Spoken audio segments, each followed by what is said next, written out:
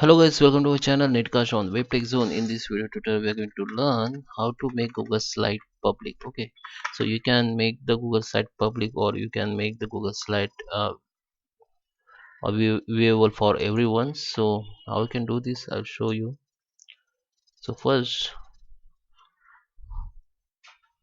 okay, so I'm on my Google Drive. So you have to find the Google Slide file, or if you have already opened your file like this, so you can share from here. Just click on it, and now you have to change this permission. Okay, click on change, and here you have to change it with the anyone this link, and now you have to copy this link, or you can send this file to direct person email id. So you have to find the enter the email id, and here you can change the permission like viewer, and you can change. Okay, just send, or you can also copy this link and share on your email id. Okay, so you can share on your email id.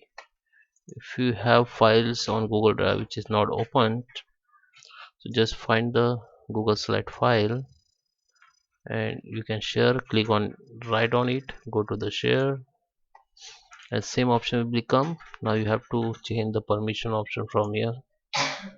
Okay, viewer or everyone with this link, copy this link, or you can share on email id or web. I hope you like this video. Please subscribe and thank you for watching.